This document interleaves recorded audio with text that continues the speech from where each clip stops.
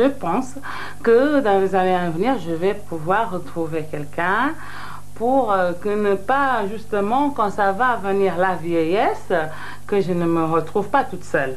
Bon, être seule, c'est pas toujours très facile, mais je n'ai pas envie de vivre avec quelqu'un forcément pour plus être seule, quoi. Voilà, à tout prix.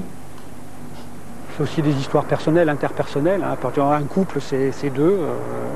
Des moments ça va, des moments ça va moins bien. On a les mêmes vues, on n'a pas les mêmes vues. Y a des vieux couples hein, quand même. Hein. Ça existe. En général, elles appréhendent beaucoup, elles aussi apprennent beaucoup le vieillissement de leur conjoint. Et en particulier, elles apprennent beaucoup la retraite du conjoint. Parce qu'elles se disent que la liberté qu'elles avaient chez elles vont la perdre. Et elles vont récupérer leur mari toute la journée. Et en général, comme ils sont beaucoup moins...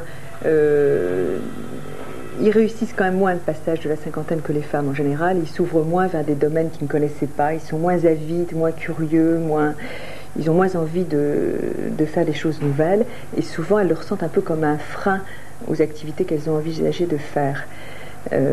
Alors ça, effectivement, il y a tous les cas de figure aussi. Hein. Il y a aussi les couples qui sont contents de se retrouver, qui sont contents de partager leur temps retrouvé ensemble. Pour moi, et par rapport à l'image que j'ai de Daniel et de ma femme, on vieillit ensemble, je crois qu'on vieillit bien,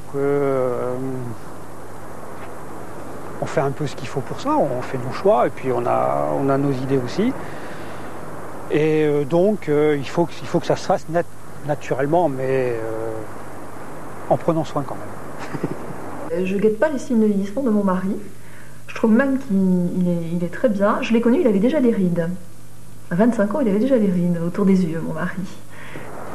Je la vois pas vieillir, ma femme. Peut-être parce qu'on vieillit ensemble, on vieillit bien ensemble, mais non, je la vois pas vieillir. Je trouve qu'il fait même plutôt jeune, plus jeune maintenant. Alors par contre, je sais pas, il m'est arrivé d'intervenir. Je trouve que la barbe courte lui va mieux qu'une barbe longue. Donc je trouve que si lui mettait une barbe longue, 10 ans de plus. Donc en fait, le visage par contre, non, je guette pas les signes. Je me dis même, pardon, mais il est bien mon mari. Voilà. Moi, ce qui m'intéresse, c'est un peu le sel de la vie, c'est un peu l'inconnu. Tout n'est pas tracé. Ah, la vie est belle. La vie est belle. Et je pense que ça continuera pour très longtemps. Si les femmes fument moins, boivent moins qu'elles ne devraient, elles vieilliront magnifiquement, pas de problème. Et elles ont du temps devant elles, et nous aussi. Si je vous dis 50 ans, la vie devant soi? Oui, je suis d'accord. J'ai envie de faire plein de choses encore. Et j'espère le plus longtemps possible et le mieux possible. C'est une très bonne partie du temps qui va rester. Puis 60 ans, 70 ans. Maintenant, on repousse la limite vers 75. Voilà, donc, la cassure, elle sera peut-être plutôt là.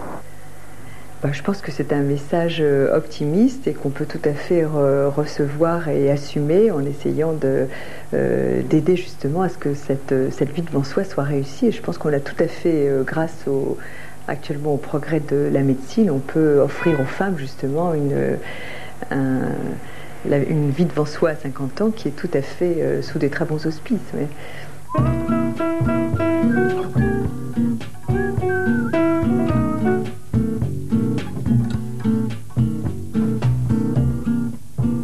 Et dire qu'on va tous vivre 90 ans, 95 ans. Alors j'espère qu'il y aura un traitement hormonal qui va nous conduire là.